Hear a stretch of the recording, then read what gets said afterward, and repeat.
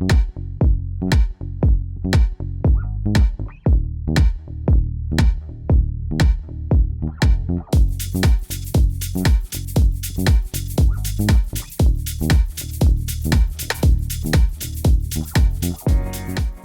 and welcome to N Business. Today we are at the IIIT campus and we have a very prominent guest who has represented many global firms. Let's welcome the co-founder and managing partner of Sucseed Ventures, Mr. Vikrant. Hello sir, how are you doing? I'm very good. How are you? I'm doing fantastically well. So sir, tell me, you have seen many roles, especially the senior leadership roles in Sucseed and also many global firms. So how was your journey? How did you start? Yeah, I've done almost 2 decades of a corporate role with large companies, and over a period of time I realized that I could do better after living a corporate ride to give back to the system, and that's where I decided to jump out of a corporate life and do something. Gradually we started to get into an angel investment and started to support startups. As they say, log judte gaye, kaafla badhta gaya. So a lot of friends came together. That's how it became Angel Network, and now we are running a successful SEBI-listed angel fund, Cat 1 category. Right? It's a large 100 crore corpus fund, which is good enough for the early stage category companies. A lot of startups can get benefited when they are in their formative years. Your title itself says Succeed. So how did this idea of the title come? Yeah, I mean, when you think of a name, we tried several things.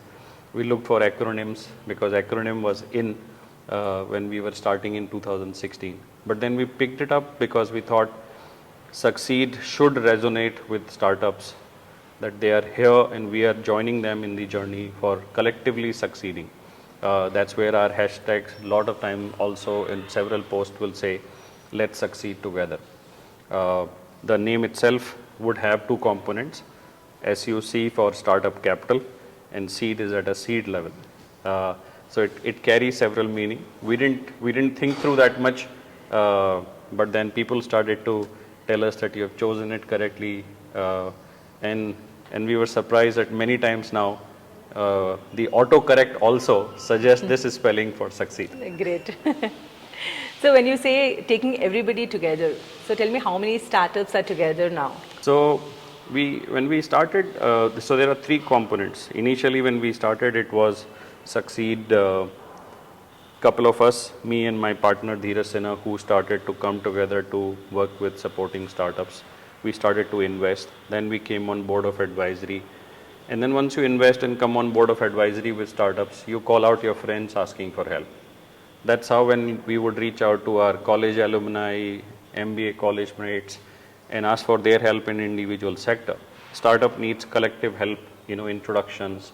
Other than capital, there is a lot of things which you need to do to support startups. And 1%, 2% cannot actually do justice to startups which would come from varied sector. This is where we brought our friends. While they would help, they would also say, can we join you? That's where it became Succeed Angel Network. Yeah.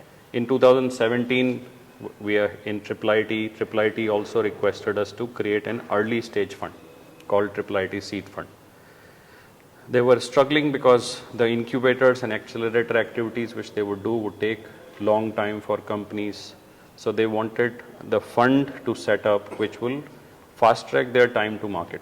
They wanted companies to be helped. Otherwise, the companies in Valley or in Israel would bring their product and they would get the first mover advantage.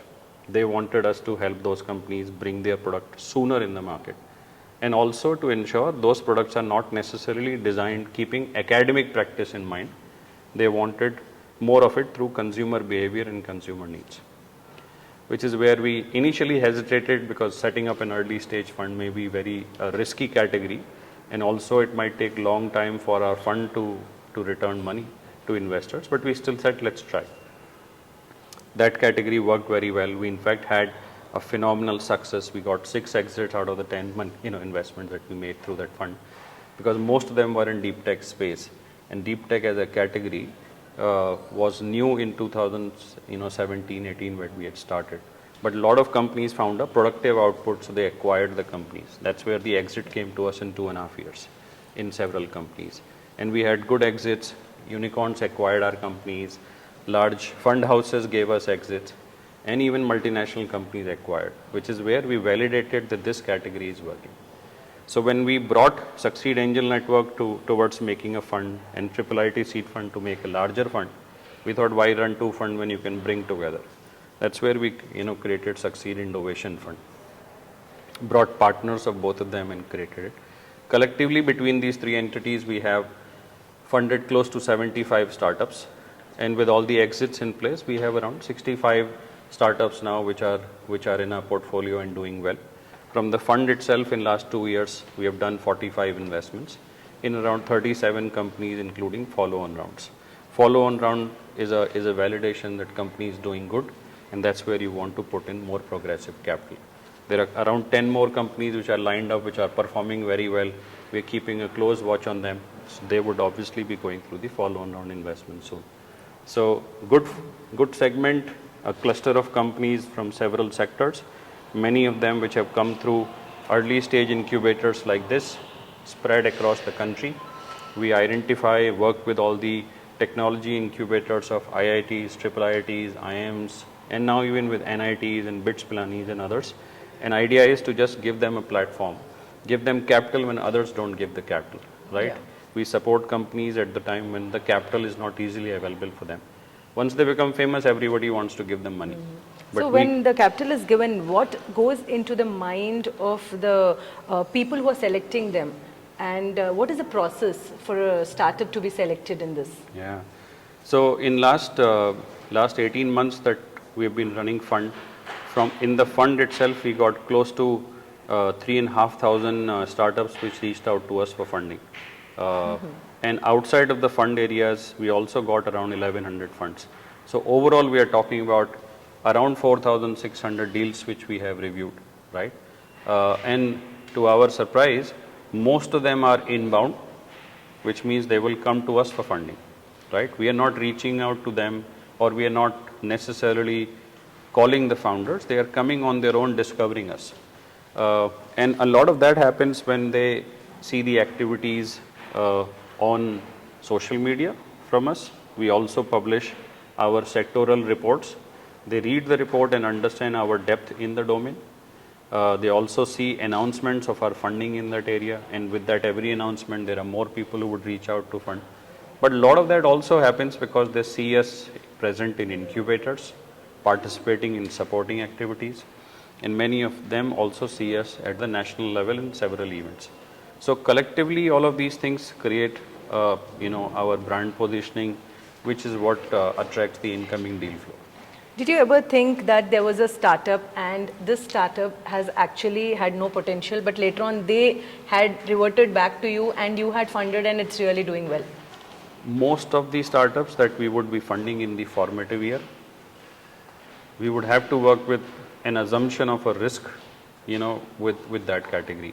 And a lot of them, when we are picking them up from incubators, would not have sometime even a fully developed prototype. In startup parlance, it is called MVP, minimum viable product. So many times when they would come to an incubator, they are here to create a minimum viable product. And they use our capital to make a minimum viable product better. And they take that product to the clients to see initial response from them. It could be a B2C product or a B2B product. Which means that category, when we are funding them to create, it's full of uncertainty. We don't even know whether the product would be received well. And by the time they will bring the product, whether the product would still carry their uniqueness, or third is, even when the product does well, whether they would be able to scale it up into a successful business. Because you might create a good product, but you may not be able to create a good business around it, right? So an execution capability of a founder can only be seen over a period of time. How much time does it take?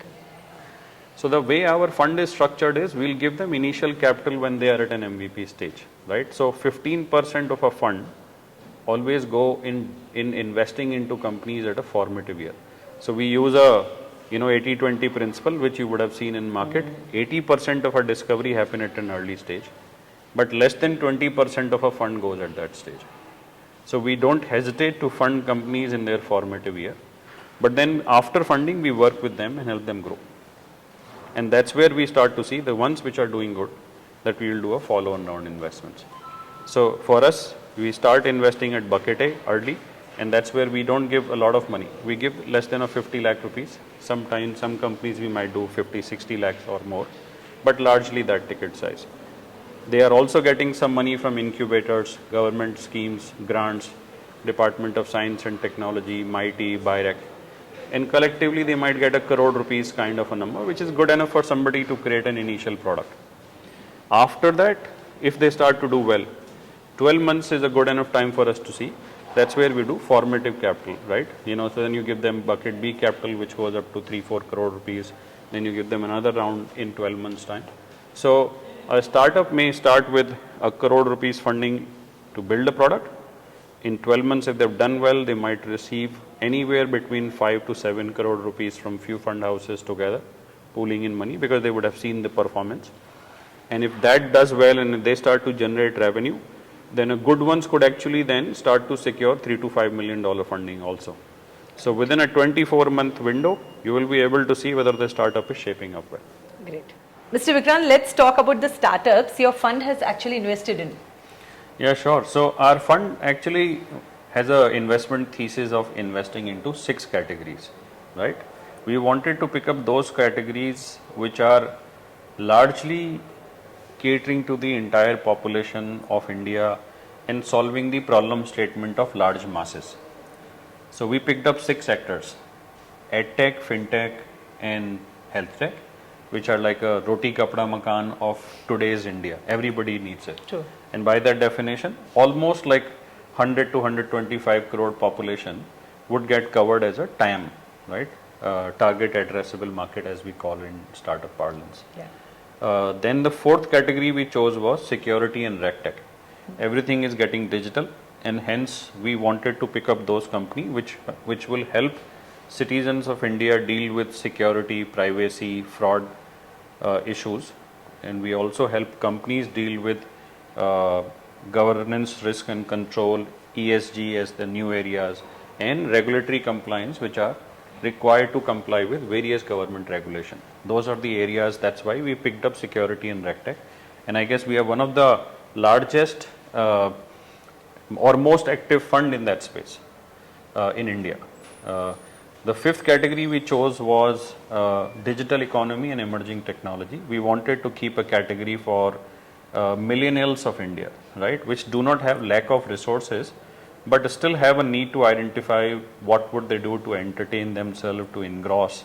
So we'll pick up companies in gaming, secure, sports, esports, sports tech, content, media tech, entertainment, OTT, and even convergence and a new emerging technology which will create a fusion of all of this. This is where even blockchain and Web3 based companies helping in the sector would come in. And the last category for us is enterprise tech, SaaS, which is one of the most active space in last 1.5 years that you would see globally. All large transactions are happening. So when we started with the sectors in 2020, these were the 6 areas we had chosen, and thankfully each of those 6 areas have been growing very well. EdTech grew a lot in 2020 and 2021 when COVID was there.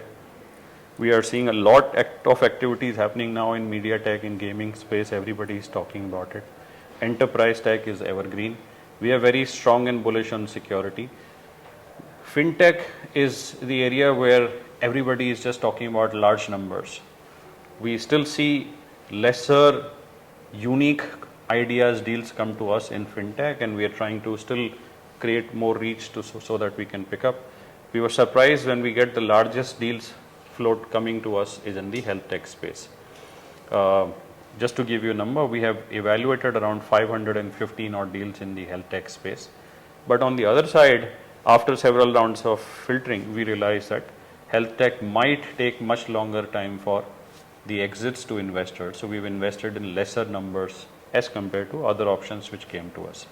Which are the few startups you felt that these startups have actually made your investment proud and the capital was really good for them? Yeah, we have had several companies which actually started with very limited capital from us. We have a company in a fashion SaaS space where we started, had very limited options for fashion designers. In last 2 years, we have done more than 2 or 3 rounds of funding from Angel Network, and then we started to fund them through our Indovation fund also. And they've become a very large brand in India called 6 Degree. Several large fashion brands have partnered with them. Now retail chains are also partnering with them. And they're realizing the value of what an end-to-end supply chain solutions can do. We have funded companies in enterprise tech space and security space. A company very recently in a small, tier 2 towns, Indore, Bhopal, they have also been getting funded from us. So a company called V360.ai, which purely focuses on ensuring the automation happens when employees work from home, and they can ensure efficiency and productivity is tracked and gets recorded, reported at an employee level, and that ensures everybody creates that atmosphere of trust. One of the things which everybody thought during work from home was that whether employees are doing moonlighting, are they working for several companies, or are they even working full time? Several such solutions, and we see companies growing, so with the amount of response which we are getting from market, how many clients are lining up to really sign up with them. Those are very encouraging, contribution. And this is where several companies which had started with us in the initial bucket of 10-20 crore valuation, in 12 months, 15 months, we feel very proud when we see them moving into 80 crore, 100 crore valuation. And valuation is not about chasing the valuation as a game, but that becomes an indication of how market is validating the success of those companies, right? One of the reasons for increase in valuation could be how revenue is growing, how number of users which are using growing, and few indicators which culminate into valuation being as a single source of comparison. And we are happy that we have now several companies which have seen 10 to 12x growth in last 12 months and 15 months. Companies which have been with us for 3 years, they definitely have grown 30 to 40 times also. One of the company in the fintech space that we funded through IIIT seed fund program, and then later on we funded through Succeed Indovation, is already at a 40x multiple. And we are happy to see we contributed them with initial capital. We supported them with introduction to few names which would help their company in enforcing a product market fit in the market, and that starts to put them into a high speed pathway, if I may call it that way. So how long it has been you have been associated with T-Hub and IIIT? So my association is now close to 6 year old. When I moved out of the corporate, T-Hub and IIIT were a natural options for me to start working with the startup ecosystem, and they were pretty active since then. With T-Hub, obviously it's a very strong brand. A lot of activities goes on with the help of Telangana government and the system that they have created. I've been mentoring startups, which are coming out of T-Hub, participating in several programs, Lab 32 being one of them. And an output of those also become a natural choice for us to fund. When we see some of the companies regularly and closely, the level of uncertainty that you have about others, you don't have it, right? Because you have seen them closely, you have seen them grow, and you've also seen the founder grow. On the IIIT side, as we spoke earlier, that they were running the incubator, I think, for 12 odd years now, if I'm not mistaken, or probably more. But the action started to happen from 2016-17 when they understood that it needs to be done at a certain scale and with an amount, and capital is an important part. So they realized that while you could mentor the company, while you could incubate them through a good program, there is always a role which an initial capital plays. Right? Government also started to increase the grant, but that started to happen a lot after 2019 onward. In 2017 to 19, our fund was the initial capital which was actually working quite a bit. And we were giving that time a very small amount, right? Anywhere between 25 to 30 lakh rupees, which is what sometime a very early stage startup might need. And we saw a lot of interesting output even with that capital. That capital now has become very limited, and we work with a bigger capital. And even incubators have been providing a larger capital. But so it's a good combination. You've got active programs, you've got a good set of mentors who are guiding the companies, there is a bit of capital, and there is an access to market through that network. You start introducing the companies at the right platform, which gets them the scale which is needed. Because what good is a company if it's not able to scale? And you could only scale when there is a client who's ready to take it, and there is a market who would be able to appreciate your value. So what are your future plans for the fund and yourself? Okay, let me show you something, and then we'll build a question on that. Sure. Okay, let me show you something interesting. When we started 2 years back, our focus was working with incubators. This is where we discover companies largely, and you will see all the good incubators across India, a lot of them associated with educational institutions, but now non-educational based incubators also. So we'll discover companies here and then take them to, after our funding, we'll take them to accelerators. We'll work on a defined path, work with the accelerator to accelerate the company. Once the company starts to get certain size and scale, this is where they need more money. Then we take them to our partners, which are in the angel network or in the micro VC funds, right? This is where they get a follow-on round funding and they start to pick up in the growth stage. And then they go to a large venture capital fund to get a Series A funding. So do you involve in every process of this? So this is done for us in last 2 years. We continue to work with them, and most of our companies are currently going through. So for us, year 3 is all about scaling them, funding them with the larger capital. And once that starts to happen, companies would obviously require larger capital. So there is a possibility that we might come with the next fund for ourselves, which would be probably a dollar denominated fund. A lot of our investors have been asking, can we invest directly in dollar? And our Indian funds don't give them that option. They don't want to manage the risk of hedging of the currency and stuff. So we might be thinking of looking and setting up a dollar denominated fund, either in India, in Gift City, or probably somewhere in Singapore. That's something which is under consideration, but that will ensure our companies would have a follow-on capital availability within the Sucseed family itself. That's on the fund side. But personally, if you ask me, I continue to remain very active with the communities in Telangana ecosystem, but otherwise.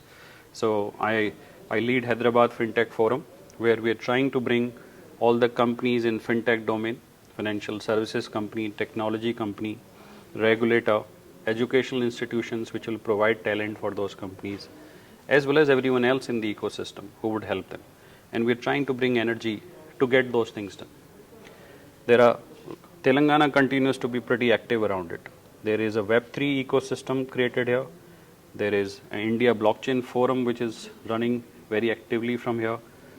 So a lot of these communities personally will help identify, discover and shape companies continuously, and that would ensure there is always a continued flow of companies which are taking their ideas to creating something meaningful. One other thing which I also wanted to highlight is the contribution of Telugu state behind our fund. So half of our general partners in the fund are from Telugu state. 60 to 70% of our investors come from these states, and around 72% of our capital which has been contributed in the fund has come from people from Telugu state, whether they are staying in India or staying outside. That goes to show we are open to support formative companies and help them become large enterprise of the globe, right? And this contribution should be acknowledged. So we are a fund which operates from Telugu states, but have a vision to make those a global company. How do you see the communities in Hyderabad for networking? So Hyderabad and Telangana as a whole has been pretty active in setting up communities. This is something which is very unique, which I have not seen in other states. We remain very active in all other states also. Educational institutions, incubators, government, Telangana government specifically here, startups, and in various bodies, they're pretty active. They always come together, right? So you see, bodies like HICIA, they're very active. Under the leadership of our minister KTR Garu, you will see, very actively supported by Jayesh Ranjanji. Most of the things that you would conceive, you will find support from government, right? You take them a proposition, they will always be supportive. In most of the cases, we are also surprised that they are already thinking of it. They have already done some piece on it. So it's not that you have to, break your head with government and get things done. Government is already working on it, which is very conducive for all of us to work with. And that's why it's very, very easy for any community to grow and, and deliver results, because everybody in the ecosystem is coming together. We saw that in the FinTech forum, we saw in blockchain, we are seeing in Web3, and there are several others which are in the city where we may not be in, I personally may not be engaged, but our other partners might be engaged in driving it. And it also helps because then we start to pick up companies to know them and then identify, are they worth of, supporting further, can we fund them and can we help them grow? Because you start to know them over a 3 months, 6 months window. The biggest thing which other fund houses struggle is where to find them. Most of them, send their pitch, you talk to them for 2 months, and then you take a decision either to fund them or not. You don't necessarily have the luxury of watching them with some period of time. So even when we are funding at an early stage, we ensure that there is a decent exposure of these guys because you've worked with them in the community one way or the other. So you can identify their execution capability, because if they can drive certain program for the community, they can definitely drive the same for their own companies also. And that's where it's very easy. It's not that our portfolio is heavily tilted for Telangana. We continue to fund. Telangana would have around 18 to 20% of our portfolio. Rest of them is still spread across India, including Bangalore. That's also not more than 20%. So we are funding companies from tier 2 cities in almost every state. We are from Madhya Pradesh, Tamil Nadu, Kerala, and we look forward to grow like that. A lot has been heard about funding winter. So is it a truth or a myth? I knew this would come. So funding winter obviously is a phrase which has been picked up. Every time there is a slowdown in the economy globally, money definitely either dries up or gets diverted. It's the same time, same case this time also. When there is a slowdown in the Western market, it is bound to reduce the capital inflow. But we have seen that the so-called funding winter is a lot prevalent, for the late stage funding. Series C funding, Series D funding is getting impacted. There is not much impact that we have seen is on the Series A funding and below. We are in that category. We in fact feel this is a good time for us, because when the funding reduces, the investment which used to happen with FOMO, fear of missing out, has reduced. So everybody who's running a good company is getting funding still. There is a large capital which is being made available to them. We have done 13 fundings in last 1 quarter. That goes to show we are not stopping. We are well capitalized fund. There are money available to us, and we are deploying. And it's good that the founders are also keen to close. Wherever there is decent money on the table and a serious money, that funding is happening. So what is the advice you give to the founders and the startups who want to come in the market? So my advice to them is, few things. For them to succeed, they need co-founders who are working with complementary skill, so that everybody identifies a piece which they are good at, and execution. Execution is the key. Any startup which simply works on an idea but does not have an execution capability won't succeed. So they need to identify which component of their investment, of their startup would be handled by who, what will they do to execute. And the last piece, they are always engaged in several initiatives, when they are part of a startup. They all need to identify what is the journey which they are taking, how would they measure it, what are the key indicators, projected versus actual. When you start to focus on your key indicators, you remain focused even when you're doing 100 things. A startup founder's life is very chaotic. He needs to find focus out of a chaos with the help of few key indicators. There are several programs, and if you go through the funding with the institutional investors, they also guide you on that journey, so that you remain sharp focused on what you need to deliver. So thank you so much, sir, for your valuable time. Thank you so much. Thank nice you, talking to you. Yeah, so that was Mr. Vikrant. He says you need to have key indicators in life to be focused and to succeed. Keep watching in business.